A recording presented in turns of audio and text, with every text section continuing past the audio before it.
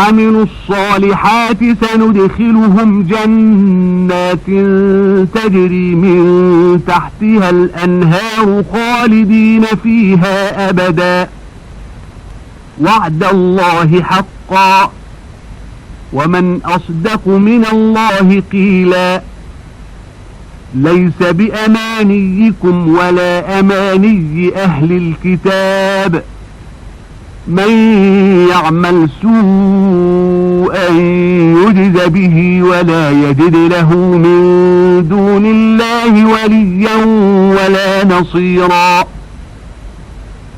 ومن يعمل من الصالحات من ذكر أو أنثى وهو مؤمن فأولئك يدخلون الجنة ولا يظلمون نقيرا ومن أحسن دينا ممن أسلم وجهه لله وهو محسن واتبع ملة إبراهيم حنيفا واتخذ الله إبراهيم خليلا ولله ما في السماوات وما في الأرض وكان الله بكل شيء محيطا மேலும் எவர் ஈமான் கொண்டு நற்கர்மங்கள் செய்கிறார்களோ அவர்களை நாம் சுவனபதிகளில் நுழைய வைப்போம். அவற்றின் கீழே ஆறுகள் சதா ஓடிக்கொண்டிருக்கும். அங்கு அவர்கள் என்றென்றும் தங்கியிருப்பார்கள். அல்லாஹுவின் வாக்குறுதி உண்மையானது. இன்னும் வார்த்தை பாட்டில் அல்லாஹுவை விட உண்மையானவர் யார்? மூமீன்களே, மறுமையில் நீங்கள் விரும்பியபடியோ அல்லது வேதத்தை உடையவர்கள் விரும்பியபடியோ நடந்து விடுவதில்லை.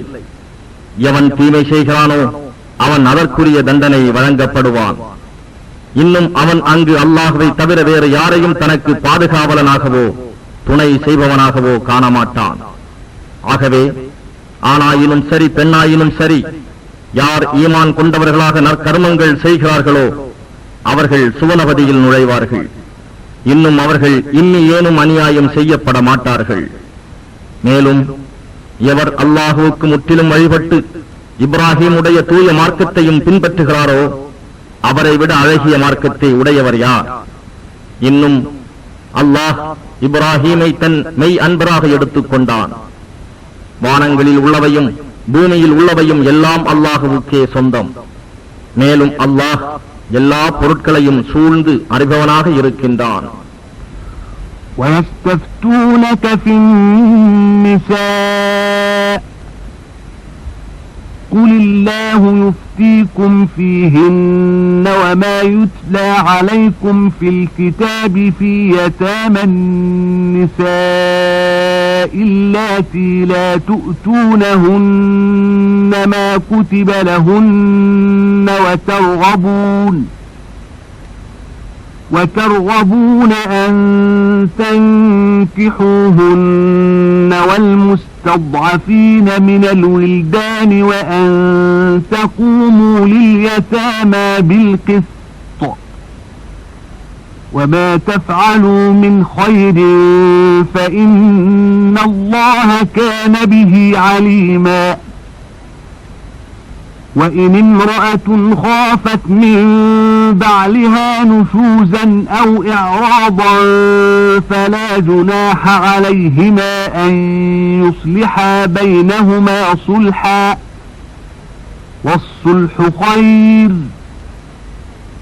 وأحضرت الأنفس الشح وإن تحسنوا وتتقوا فإن الله كان بما تعملون خبيرا ولن تستطيعوا أن تعدلوا بين النساء ولو حرصتم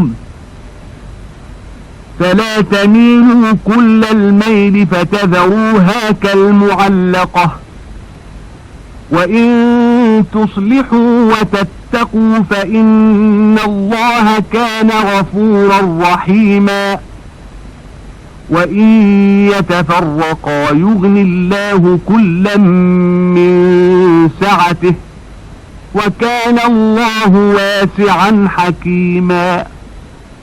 நபியே, மக்கள் உம்மிடம் பெண்கள் பற்றி மார்க்க கட்டளை கேட்கிறார்கள். அதற்கு நீர் அவர்களை பற்றி அல்லாஹ் உங்களுக்கு தீர்ப்பு கூறுவான் என்று சொல்லும். தவிர வேதத்தில் உங்களுக்கு ஓதி காண்பிக்கப்படுவது அனாதை பெண்கள் சம்பந்தமாக அவர்களுக்கு விதிக்கப்பட்டதை மகரை நீங்கள் அவர்களுக்கு கொடுக்காமல் அவர்களை நீங்கள் மணந்து கொள்ள விரும்பிக் கொண்டிருப்பதை பற்றியும், குழந்தைகளில் பலகீனமானவர்களை பற்றியும், அனாதைகளுக்கு நீங்கள் நீதியை நிலைநிறுத்த வேண்டும் என்பது பற்றியுமாகும். ஆகவே அவர்களுக்கு நன்மையாக நீங்கள் எதை செய்தாலும் அதை அல்லாஹ் நிச்சயமாக நன்கு அறிந்தவனாக இருக்கின்றான்.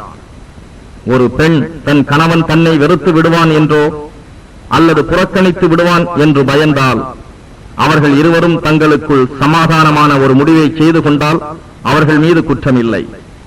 அத்தகைய சமாதானமே மேலானது. இன்னும் ஆன்மாக்கள் கருமித்தனத்துக்கு உட்பட்டவை ஆகின்றன. அவ்வாறு உட்படாமல் ஒருவருக்கு ஒருவர் உபகாரம் செய்து அல்லாஹுவுக்கு பயந்து நடப்பீர்களானால் நிச்சயமாக அல்லாஹ் நீங்கள் செய்பவற்றையெல்லாம் நன்கு அறிந்தவனாக இருக்கின்றான். மூமீன்களே, நீங்கள் எவ்வளவுதான் விரும்பினாலும் மனைவியரிடையே நீங்கள் நீதம் செலுத்த சாத்தியமாகாது. ஆனால் ஒரே மனைவியின் பக்கம் முற்றிலும் சாய்ந்து மற்றவளை அந்தரத்தில் தொங்க விடப்பட்டவள் போன்று ஆக்கிவிடாதீர்கள். நீங்கள் அல்லாஹுவுக்கு பயந்து சமாதானமாக நடந்து கொள்வீர்களானால் நிச்சயமாக அல்லாஹ் மிகவும் மன்னிப்பவனாகவும் மிக்க கருணை உடையவனாகவும் இருக்கின்றான். சமாதானமாக இணைந்து வாழ முடியாமல் சமாதானமாக அவர்கள் இருவரும் பிரிந்து விட்டால் இருவரையும் தன்னுடைய விசாலமான அருட்கொடையால் ஒருவர் மற்றவரை விட்டும் தேவையற்றவராக அல்லாஹ் ஆக்கிவிடுவான். அல்லாஹ் விசால அருள் உடையவனாகவும் ஞானமுடையவனாகவும் இருக்கின்றான். وَلِلَّهِ مَا فِي السَّمَاوَاتِ وَمَا فِي الْأَرْضِ وَلَقَدْ وَصَّيْنَا الَّذِينَ أُوتُوا الْكِتَابَ مِنْ قَبْلِكُمْ وَإِيَّاكُمْ أَنِ اتَّقُوا اللَّهَ وَإِنْ تَكْفُرُوا فَإِنَّ لِلَّهِ مَا فِي السَّمَاوَاتِ وَمَا فِي الْأَرْضِ وَكَانَ اللَّهُ غَنِيًّا حَمِيدًا وَلِلَّهِ مَا فِي السَّمَاوَاتِ وَمَا فِي الْأَرْضِ وَكَفَى بِاللَّهِ وَكِيلًا إِن يَشَأْ يُذْهِبْكُمْ أَيُّهَا النَّاسُ وَيَأْتِ بِآخَرِينَ وَكَانَ اللَّهُ عَلَى ذَلِكَ قَدِيرًا مَنْ كَانَ يُرِيدُ ثَوَابَ الدُّنْيَا فَعِندَ اللَّهِ ثَوَابُ الدُّنْيَا وَالْآخِرَةِ وَكَانَ اللَّهُ سَمِيعًا بَصِيرًا. வானங்களில் உள்ளவையும் பூமியில் உள்ளவையும் எல்லாம் அல்லாஹுவுக்கே சொந்தம். உங்களுக்கு முன் வேதம் கொடுக்கப்பட்டவர்களையும் உங்களையும் அல்லாஹுவுக்கே பயந்து நடக்குமாறு உபதேசம் செய்தோம். ஆனால் நீங்கள் அவனுக்கு மாறு செய்தால் அவனுக்கு நஷ்டம் ஒன்றுமில்லை. நிச்சயமாக வானங்களில் உள்ளவையும் பூமியில் உள்ளவையும் எல்லாம் அல்லாஹுவுக்கே சொந்தம். மேலும் அல்லாஹ் எவர் தேவையும் அற்றவனாகவும் புகழுக்கு உரியவனாகவும் இருக்கின்றான். வானங்களில் உள்ளவையும் பூமியில் உள்ளவையும் யாவும் அல்லாஹுவுக்கே சொந்தம். இன்னும் உங்கள் எல்லா காரியங்களையும் பொறுப்பேற்றுக் கொள்வதில் அல்லாஹ்வே போதுமானவன். மனிதர்களே, அவன் நாடினால் உங்களை அழித்துவிட்டு உங்களுடைய இடத்தில் வேறு மனிதர்களை கொண்டு வருவான். இன்னும் அவ்வாறு செய்ய அல்லாஹ் பேராற்றல் உடையவன். எவரேனும் இவ்வுலகில் பலனை மட்டும் அடைய விரும்பினால் அல்லாஹ்விடம் இவ்வுலக பலனும் மறு உலக பலனும் உள்ளன. அல்லாஹ் கேட்பவனாகவும் பார்ப்பவனாகவும் இருக்கின்றான் என்று அவரிடம் கூறுவீராக. يا أيها الذين آمنوا كونوا قوامين بالقسط شهداء لله ولو على أنفسكم أو الوالدين والأقربين إن يكن غنيا أو فقيرا فالله أولى بهما فلا تتبعوا الهوى أن تعدلوا وإن تلووا أو تعرضوا فإن الله كان بما تعملون خبيرا يا أيها الذين آمنوا بالله ورسوله والكتاب الذي نزل على رسوله والكتاب الذي أنزل من قبل ومن يكفر بالله وملائكته وكتبه ورسله واليوم الآخر فقد ضل ضلالا بعيدا மூமீன்களே, நீங்கள் நீதியின் மீது நிலைத்து இருப்பவர்களாகவும் உங்களுக்கோ அல்லது உங்கள் பெற்றோருக்கோ அல்லது நெருங்கிய உறவினருக்கோ விரோதமாக இருப்பினும் அல்லாஹ்வுக்காகவே சாட்சி கூறுபவர்களாகவும் இருங்கள். நீங்கள் சாட்சியம் அளிப்பவர்கள் அவர்கள் செல்வர்களாக இருந்தாலும் ஏழைகளாக இருந்தாலும் உண்மையான சாட்சியம் கூறுங்கள். ஏனெனில் அல்லாஹ் அவ்விருவரையும் காப்பதற்கு அருகதை உடையவன். எனவே நியாயம் வழங்குவதில் மன இச்சையை பின்பற்றி விடாதீர்கள். மேலும் நீங்கள் மாற்றிக் கூறினாலும் அல்லது சாட்சி கூறுவதை புறக்கணித்தாலும் நிச்சயமாக அல்லாஹ் நீங்கள் செய்வதையெல்லாம் நன்கு அறிந்தவனாகவே இருக்கின்றான். மூமீன்களே, நீங்கள் அல்லாஹுவின் மீதும் அவனுடைய தூதர் மீதும் அவன் தூதர் மீது அவன் இறக்கிய இவ்வேதத்தின் மீதும் இதற்கு முன்னர் இறக்கிய வேதங்களின் மீதும் ஈமான் கொள்ளுங்கள். எவர் அல்லாஹுவையும் அவனுடைய மலக்குகளையும் அவனுடைய வேதங்களையும் அவனுடைய தூதர்களையும் இறுதி நாளையும் நம்பாமல் நிராகரிக்கிறாரோ அவர் வழிகேட்டில் வெகு தூரம் சென்று விட்டார். إن الذين آمنوا ثم كفروا ثم آمنوا ثم كفروا ثم ازدادوا كفرا لم يكن الله ليغفر لهم ولا ليهديهم سبيلا بشر المنافقين بأن لهم عذابا أليما الذين يتخذون الكافرين أولياء من دون المؤمنين أيبتغون عندهم العزة فإن العزة لله جميعا وقد نزل عليكم في الكتاب أن إذا سمعتم آيات الله يكفر بها ويستهزأ بها فلا تقعدوا معهم حتى يخوضوا في حديث غيره إنكم إذا مثلهم إن الله جامع المنافقين والكافرين في جهنم جميعا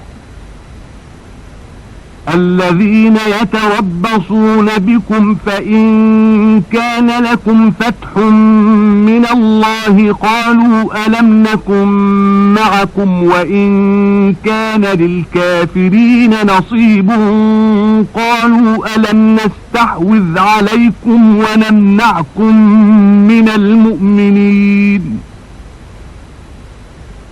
فالله يحكم بينكم يوم القيامة ولن يجعل الله للكافرين على المؤمنين سبيلا நிச்சயமாக எவர்கள் ஈமான் கொண்டு பின்னர் நிராகரித்து பின்னர் ஈமான் கொண்டு பின்னர் நிராகரித்து பின்னர் அந்த நிராகரிப்பை அதிகரித்துக் கொண்டனரோ அவர்களை அல்லாஹ் மன்னிப்பவனாகவும் இல்லை, மேலும் அவர்களுக்கு நேர்வழியை காட்டுகிறவனாகவும் இல்லை.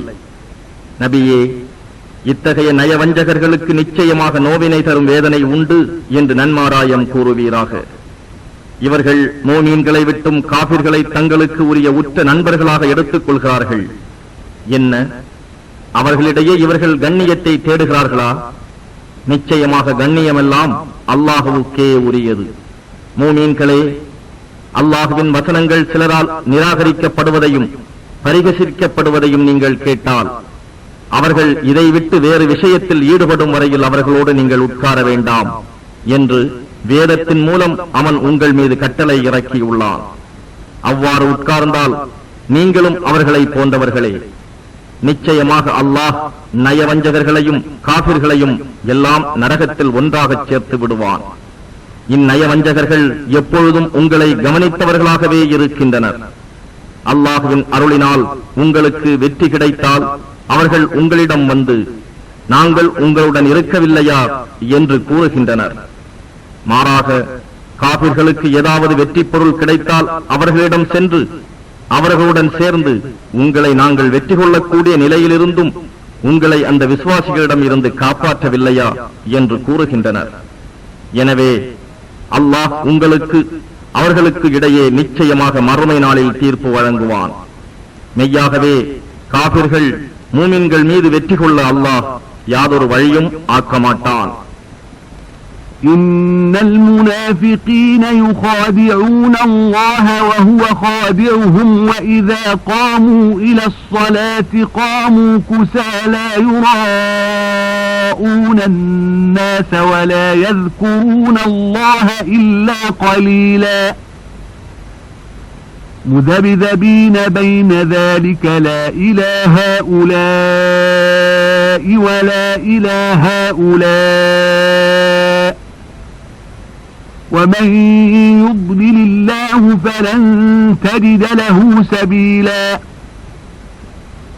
يا أيها الذين آمنوا لا تتخذوا الكافرين أولياء من دون المؤمنين أتريدون أن تجعلوا لله عليكم سلطانا مبينا إن المنافقين في الدرك الأسفل من النار ولن تجد لهم نصيرا إلا الذين تابوا وأصلحوا واعتصموا بالله وأخلصوا دينهم لله فأولئك مع المؤمنين وسوف يؤتي الله المؤمنين أجرا عظيما ما يفعل الله بعذابكم إن شكرتم وآمنتم وكان الله شاكرا عليما. நிச்சயமாக இந்நய வஞ்சகர்கள் அல்லாஹுவை வஞ்சிக்க நினைக்கின்றனர். ஆனால் அவன் அவர்களை வஞ்சித்து விடுவான். அவர்கள் தொழுகையில் நின்றால் சோம்பல் உடையோராகவே நிற்கிறார்கள். மனிதர்களுக்கு தங்களையும் தொழுகையாளியாக்கி காண்பிப்பதற்காக நிற்கிறார்கள். இன்னும் மிக சொற்ப அளவை அன்றி அவர்கள் அல்லாஹுவை நினைவு கூறுவதில்லை. இந்த நயவஞ்சகர்கள் மூமின்களின் பக்கமும் இல்லை, காபிர்களின் பக்கமும் இல்லை. இரு பிரிவினர்களுக்கு இடையே தத்தளித்துக் கொண்டிருக்கிறார்கள். அல்லாஹ் எவரை வழி தவறச் செய்துவிட்டானோ அவருக்கு நபியே யாதொரு வழியையும் நீர் காண மாட்டீர். மூமீன்களே, நீங்கள் மூமீன்களை விட்டு காபிர்களை உங்களுக்கு உற்ற நண்பர்களாய் ஆக்கிக் கொள்ளாதீர்கள். உங்களுக்கே எதிராக நீங்கள் ஒரு தெளிவான ஆதாரத்தை அல்லாஹுவுக்கு ஆக்கித்தர விரும்புகின்றீர்களா? நிச்சயமாக இந்நயவஞ்சகர்கள் நரகத்தின் மிகவும் கீழான அடித்தளத்தில் தான் இருப்பார்கள். அவர்களுக்கு உதவியாளராக எவரையும் நீர் காண மாட்டீர். எனினும் எவர் தம் பாவத்திற்காக மனம் வருந்தி அதிலிருந்து விலகி சீர்திருந்தி அல்லாஹுவை தம் நற்செய்கைகள் மூலம் கெட்டியாக பிடித்து தங்களுடைய சன்மார்க்கத்தை அல்லாஹுவுக்காக தூய்மையாக்கியும் கொண்டார்களோ அவர்கள் மூமீன்களுடன் இருப்பார்கள். மேலும் அல்லாஹ் மூமீன்களுக்கு மகத்தான நற்கூலியை அளிப்பான். நீங்கள் அல்லாஹுவுக்கு நன்றி செலுத்திக் கொண்டும் அவன் மீது ஈமான் கொண்டும் இருந்தால் உங்களை வேதனை செய்வதால் அல்லாஹ் என்ன லாபம் அடையப் போகிறான்?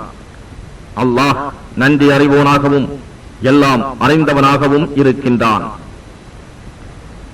لا يحب الله الجهر بالسوء من القول إلا من ظلم وكان الله سميعا عليما إن تبدوا خيرا أو تخفوه أو تعفوا عن سوء فإن الله كان عفوا قديرا إن الذين يكفرون بالله ورسله ويريدون أن يفرقوا بين الله ورسله ويقولون نؤمن ببعض ونكفر ببعض ويريدون أن يتخذوا بين ذلك سبيلا أولئك هم الكافرون حقا وأعتدنا للكافرين عذابا مهينا والذين آمنوا بالله ورسله ولم يفرقوا بين أحد منهم أولئك سوف يؤتيهم أجورهم وكان الله غفورا رحيما அநியாயம் செய்யப்பட்டவர்களை தவிர வேறு யாரும் வார்த்தைகளில் தீயவற்றை பகிரங்கமாக கூறுவதை அல்லாஹ் விரும்பவில்லை.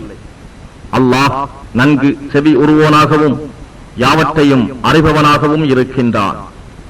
நீங்கள் ஒருவருக்கு செய்த நன்மையை வெளிப்படையாக கூறினாலும் அல்லது அதனை மறைத்துக் கொண்டாலும் அல்லது ஒருவர் உங்களுக்கு செய்த தீமையை நீங்கள் மன்னித்தாலும் அது உங்களுக்கு மிகவும் நல்லது.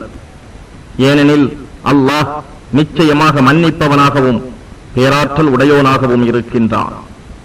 நிச்சயமாக அல்லாஹுவையும் அவன் தூதர்களையும் நிராகரிப்பவர்கள் அல்லாஹுவுக்கும் அவன் தூதர்களுக்கும் இடையே பாகுபாடு செய்ய விரும்பி நாம் அத்தூதர்களில் சிலர் மீது ஈமான் கொள்வோம், சிலரை நிராகரிப்போம் என்று கூறுகின்றனர்.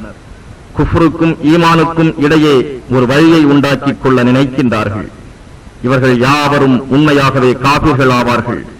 காபிர்களுக்கு இழிவு தரும் வேதனையை சித்தப்படுத்தி வைத்துள்ளோம். யார் அல்லாஹுவின் மீதும் அவன் தூதர்கள் மீதும் ஈமான் கொண்டு அத்தூதர்களில் எவரையும் பிரித்து பாகுபாடு செய்யாமல் இருக்கின்றார்களோ அவர்களுடைய நற்கூலியை அல்லாஹ் கொடுப்பான்.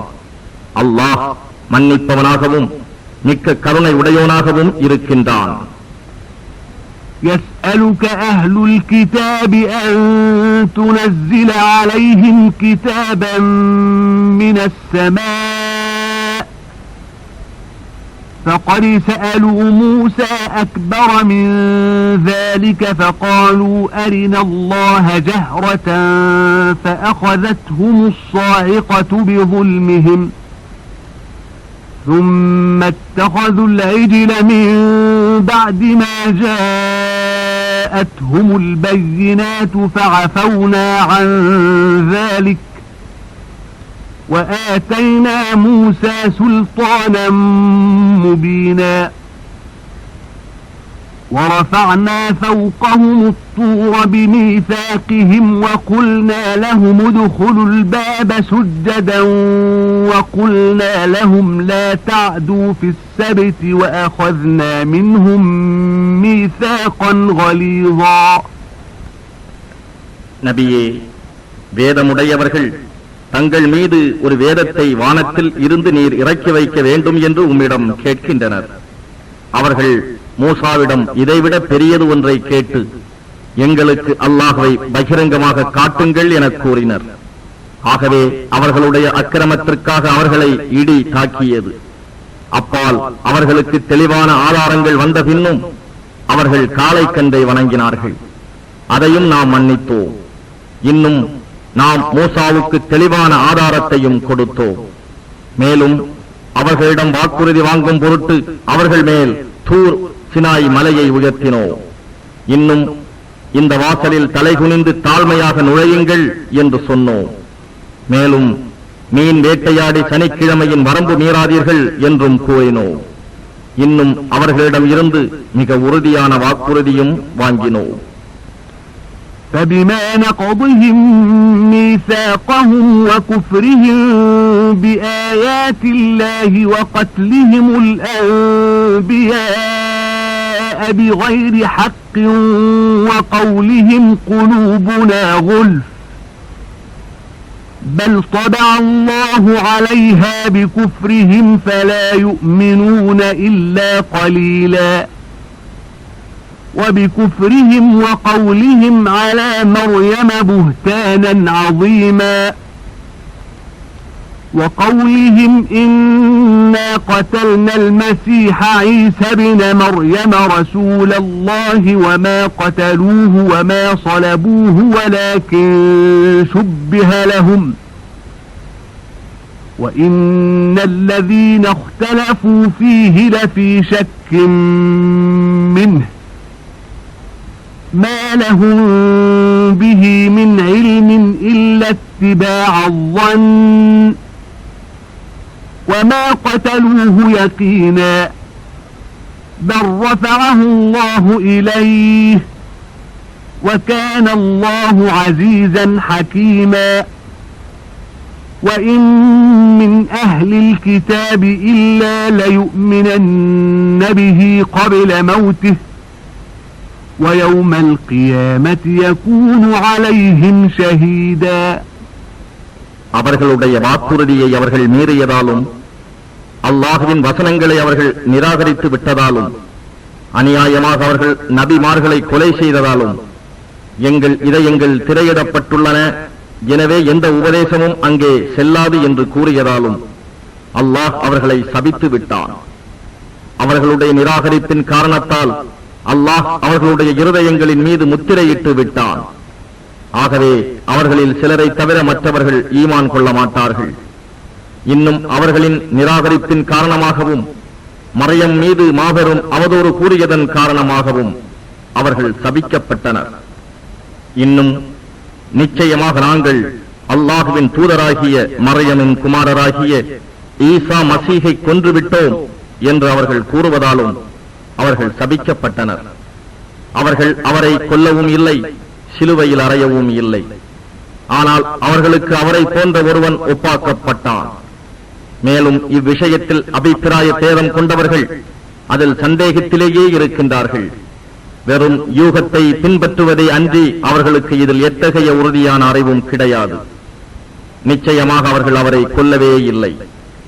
ஆனால் அல்லாஹ் அவரை தன் அளவில் உயர்த்திக் கொண்டான். இன்னும் அல்லாஹ் வல்லமை மிக்கோனாகவும் ஞானமுடையோனாகவும் இருக்கின்றான். வேதமுடையவர்களில் எவரும் தாம் இறப்பதற்கு முன் அவர் ஈசா மீது ஈமான் கொள்ளாமல் இருப்பதில்லை. ஆனால் மறுமை நாளில் அவர் அவர்களுக்கு எதிராக சாட்சி சொல்பவராக இருப்பார். فبظلم من الذين هادوا حرمنا عليهم طيبات أحلت لهم وبصدهم عن سبيل الله كثيرا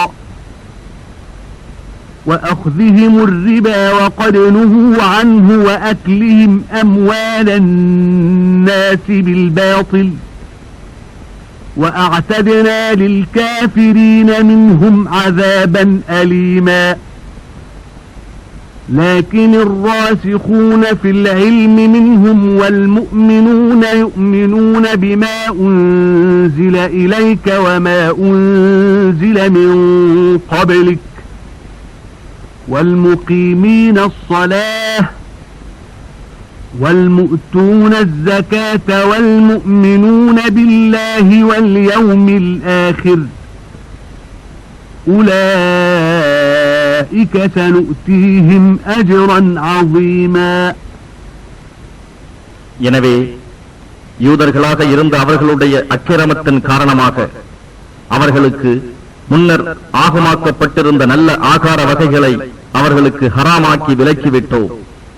இன்னும் அவர்கள் அநேகரை அல்லாஹுவின் பாதையில் செல்ல விடாது தடுத்துக் கொண்டிருந்ததனாலும் அவர்களுக்கு இவ்வாறு தடை செய்தோம்.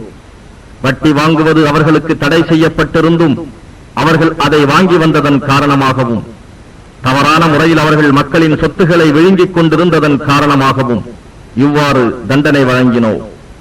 இவர்களில் காபிரானோருக்கு மறுமையில் நோவினை செய்யும் வேதனையையும் நாம் சித்தப்படுத்தியுள்ளோம். எனினும் நபியே, அவர்களில் கல்வியில் உறுதியுடையோரும் நம்பிக்கை கொண்டோரும் உமக்கு அருளப்பட்ட இவ்வேதத்தின் மீதும் உமக்கு முன்னர் அருளப்பட்ட வேதங்கள் மீதும் ஈமான் கொள்கிறார்கள். இன்னும் தொழுகையை நிலைநிறுத்துவோராகவும் ஜகாத் முறையாக கொடுப்போராகவும் அல்லாஹுவின் மீதும் இறுதி நாள் மீதும் ஈமான் கொண்டோராக இவர்கள் இருக்கிறார்கள். அத்தகையோருக்கு நாம் மகத்தான நற்கூலியை கொடுப்போம். إنا أوحينا إليك كما أوحينا إلى نوح والنبيين من بعده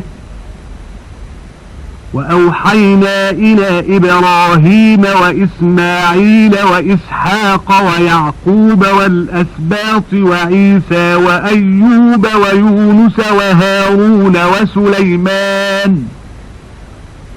وآتينا داود زبورا ورسلا قد قصصناهم عليك من قبل ورسلا لم نقصصهم عليك وكلم الله موسى تكليما رسلا مبشرين ومنذرين لئلا يكون للناس على الله حجة بعد الرسل وكان الله عزيزا حكيما لكن الله يشهد بما أنزل إليك أنزله بعلمه والملائكة يشهدون وكفى بالله شهيدا நபியே, நூஹுக்கும் அவருக்கு பின் வந்த இதர நபிமார்களுக்கும் நாம் வஹி அறிவித்தது போலவே உமக்கும் நிச்சயமாக வஹி அறிவித்தோ.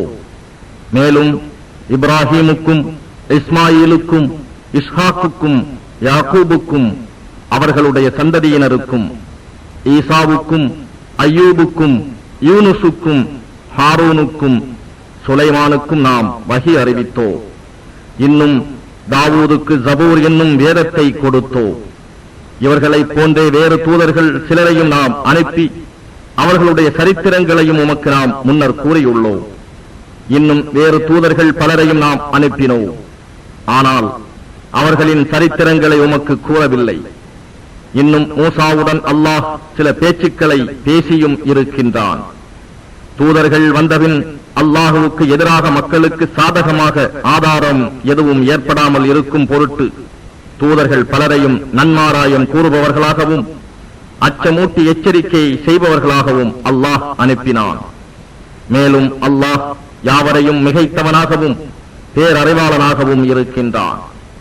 நபியே, உமக்கு தான் அருளிய வேதத்தை குறித்து அல்லாஹ்வே சாட்சி சொல்கிறான். அதை தன் பேரருள் ஞானத்தை கொண்டு அவன் அனுப்பினான். மலக்குகளும் இதற்கு சாட்சி சொல்கிறார்கள். மேலும் சாட்சியம் கூறுவதற்கு அல்லாஹ் போதுமானவன். إن الذين كفروا وصدوا عن سبيل الله قد ضلوا ضلالا بعيدا إن الذين كفروا وظلموا لم يكن الله ليغفر لهم ولا ليهديهم طريقا إلا طريق جهنم خالدين فيها أبدا وكان ذلك على الله يسيرا يا أيها الناس قد جاءكم الرسول بالحق من ربكم فآمنوا خيرا لكم وإن تكفروا فإن لله ما في السماوات والأرض وكان الله عليما حكيما. நபியே, உம்மையும் இவ்வேதத்தையும் நிராகரித்து அல்லாஹுவின் பாதையில் இருந்து மனிதர்களை தடுத்துக் கொண்டு இருக்கிறார்களே, நிச்சயமாக அவர்கள் வழிகேட்டில் வெகு தூரம் வழிகேட்டுச் சென்று விட்டார்கள். நிச்சயமாக இவ்வாறு நிராகரித்து அக்கிரமம் செய்பவர்களுக்கு அல்லாஹ் மன்னிப்பு அளிக்க மாட்டான். அன்றி அவர்களை நேர்வழியிலும் செலுத்த மாட்டான். நரகத்தின் வழியை தவிர அதில் அவர்கள் என்றென்றும் தங்கிவிடுவார்கள். இது அல்லாஹுவுக்கு மிகவும் சுலபமான காரியமாகும். மனிதர்களே, உங்கள் இறைவனிடம் இருந்து சத்தியத்துடன் அனுப்பப்பட்ட இத்தூதர் உங்களிடம் வந்துள்ளார். அவர் மீது ஈமான் கொள்ளுங்கள். இது உங்களுக்கு நன்மையாகும். ஆனால் நீங்கள் நிராகரிப்பீர்களானால் இறைவனுக்கும் எதுவும் குறைந்து விடாது. ஏனெனில் நிச்சயமாக வானங்களிலும் பூமியிலும் இருப்பவை அனைத்தும் அல்லாஹுவுக்கே உரியவை.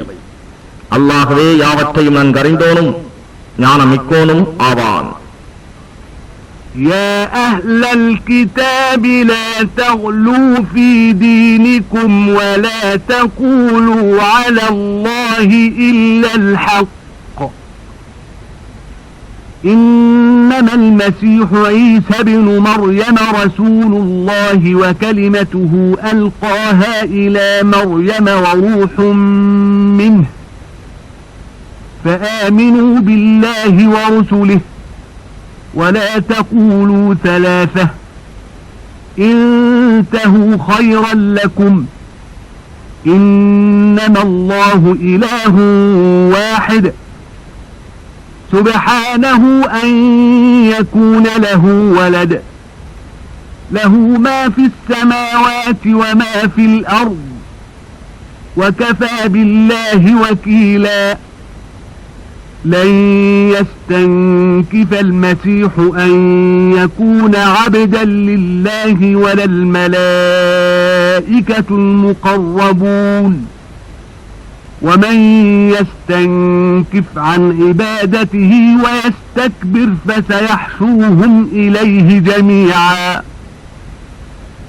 فأما الذين آمنوا وعملوا الصالحات فيوفيهم أجورهم ويزيدهم من فضله وأما الذين استنكفوا واستكبروا فيعذبهم عذابا أليما ولا يجدون لهم من دون الله وليا ولا نصيرا.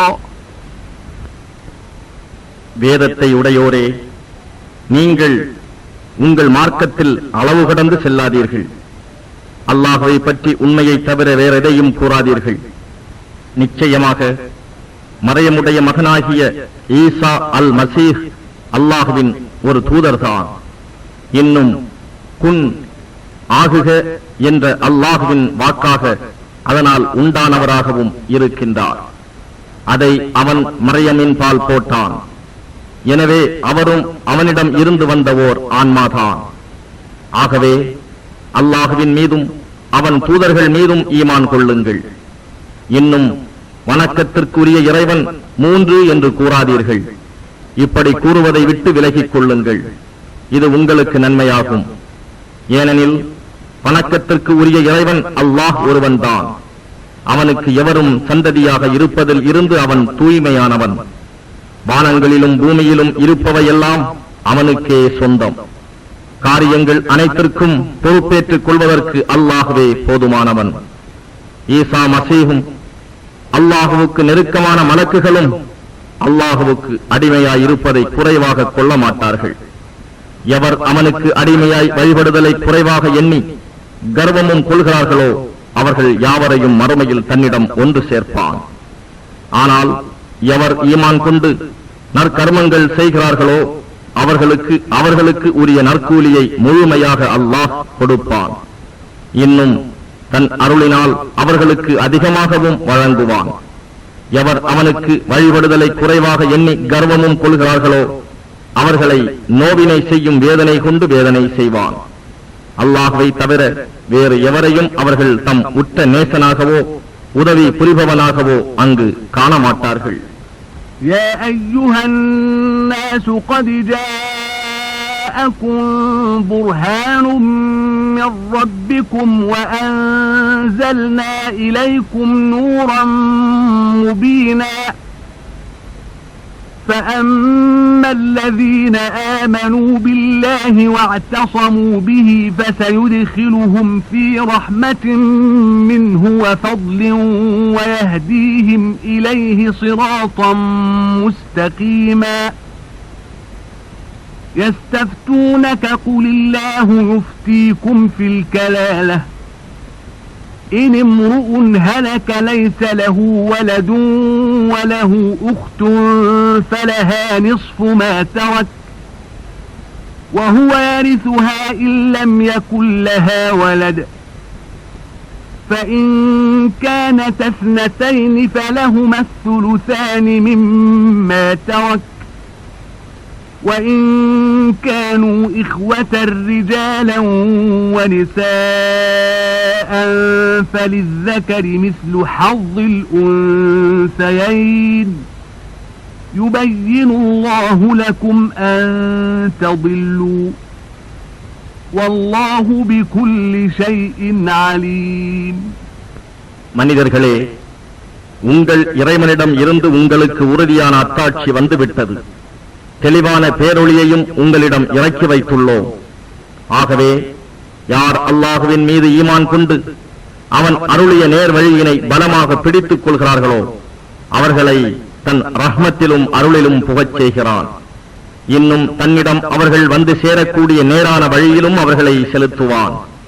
நபியே, கலாலா, தகப்பன், தாய், பாட்டன், பிள்ளை, பேரன் ஆகிய வாரிசுகள் இல்லாத சொத்து பற்றிய மார்க்க கட்டளையை அவர்கள் உம்மிடம் கேட்கிறார்கள். நீர் கூறும், அல்லாஹ் உங்களுக்கு இவ்வாறு கட்டளையிடுகிறான்: ஒரு மனிதன் இறந்துவிட்டால் அவனுக்கு மக்கள் இல்லாமல் இருந்து ஒரு சகோதரி மட்டும் இருந்தால் அவளுக்கு அவன் விட்டுச் சென்றதிலிருந்து சரிபாதி பங்கு உண்டு.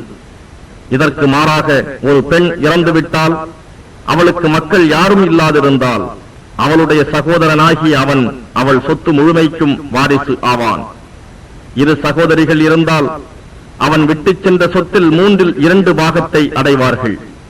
அவளுக்கு உடன் பிறந்தவர்கள் ஆண்களும் பெண்களுமாக இருந்தால் 2 பெண்களுக்கு உரிய பாகம் ஓர் ஆணுக்கு உண்டு. நீங்கள் வழி தவறாமல் இருப்பதற்காகவே அல்லாஹ் உங்களுக்கு இவ்விதிகளை விளக்கி வைக்கிறான். அல்லாஹ் யாவற்றையும் நன்கு அறிந்தவனாக இருக்கின்றான்.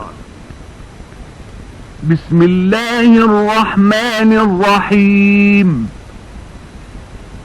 يا أيها الذين آمنوا أوفوا بالعقود أحلت لكم بهيمة الأنعام إلا ما يتلى عليكم غير محل الصيد وأنتم حرم إن الله يحكم ما يريد. يا أيها الذين آمنوا لا تحلوا شعائر الله ولا الشهر الحرام ولا الهدي ولا القلائد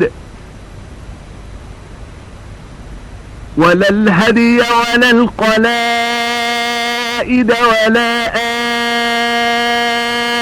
آمين البيت الحرام يبتغون فضلا من ربهم ورضوانا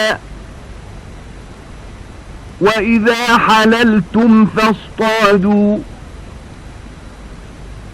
ولا يجرمنكم شنآن قوم أن صدوكم عن المسجد الحرام أن تعتدوا وتعاونوا على البر والتقوى ولا تعاونوا على الإثم والعدوان واتقوا الله إن الله شديد العقاب. அளவற்ற அருளாளனும் நிகரற்ற அன்புடையோனுமாகிய அல்லாஹ்வின் திருப்பெயரால் துவங்குகின்றேன். மூமீன்களே, நீங்கள் செய்து கொண்ட உடன்படிக்கைகளை முழுமையாக நிறைவேற்றுங்கள். உங்கள் மீது ஓதி காட்டி இருப்பவற்றை தவிர மற்றைய நாற்கார் பிராணிகள் உங்களுக்கு உணவிற்காக ஆகமாக்கப்பட்டுள்ளன. ஆனால் நீங்கள் இஹ்ராம் அணிந்திருக்கும் சமயத்தில் அவற்றை வேட்டையாடுவது உங்களுக்கு தடுக்கப்பட்டுள்ளது. நிச்சயமாக அல்லாஹ் தான் நாடியதை கட்டளையிடுகிறான். மூமீன்களே, நீங்கள் இஹ்ராம் கட்டியிருக்கும் சமயத்தில் உங்களுக்கு ஏற்படுத்தப்பட்ட அல்லாஹுவின் மார்க்க அடையாளங்களையும் சிறப்பான மாதத்தையும் குர்பானிகளையும் குர்பானிக்காக அடையாளம் கட்டப் பெற்றவற்றையும் தங்களுடைய இறைவனின் அருளையும் திரு பொருத்தத்தையும் நாடி கண்ணியமான அவனுடைய ஆலயத்தை நாடிச் செல்வோரையும் தாக்குவதையோ அவமதிப்பதையோ நீங்கள் ஆகுமாக்கிக் கொள்ளாதீர்கள். நீங்கள் இஹ்ராமை கலைந்துவிட்டால் அனுமதிக்கப்பட்டவற்றை நீங்கள் வேட்டையாடலாம். மேலும் புனித மஸ்ஜிதை காபத்துல்லாவை விட்டும் உங்களை தடுத்த கூட்டத்தினர் மீதுள்ள வெறுப்பானது நீங்கள் வரம்பு மீறுமாறு உங்களை தூண்டிவிட வேண்டாம். இன்னும் நன்மையிலும் பயபக்தியிலும் நீங்கள் ஒருவருக்கொருவர் உதவி செய்து கொள்ளுங்கள். பாவத்திலும் பகைமையிலும் நீங்கள் ஒருவருக்கொருவர் உதவி செய்து கொள்ள வேண்டாம். அல்லாஹுவுக்கே பயப்படுங்கள். ஏனெனில் அல்லாஹ் கண்டிப்பதில் கண்டிப்பானவன்.